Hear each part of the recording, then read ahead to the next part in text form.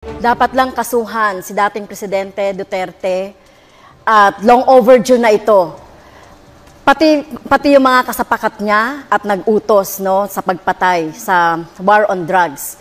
Libo-libo ang pinapatay ni Duterte pero wala pang napapanagot. Kaya kailangan talaga ng hustisya ng ating mga mamamayan. Sinasabi natin dito na dapat ay yung kaso na ito ay matagal na, pati na rin siguro. Ang sagot ko dyan is conditional, no? Hybrid. Pwedeng yes, pwedeng no. Yes, in the sense na nobody is above the law.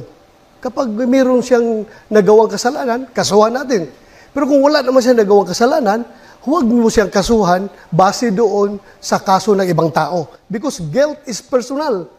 Huwag po nating ipaangkin kay Pangulong Duterte yung kasalanan ni Ninja Caps.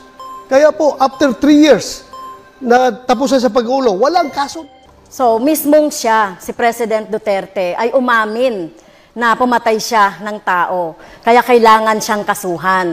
At ito, sino ba yung nagdisenyo ng mga policy na ito? Siya rin at nag-cause ng pagpatay. Maging si Senator Bato ay dapat kasuhan. Gigil na gigil kang kasuhan si Pangulong Duterte at ako ng mga kaso na hindi mo kami maliling.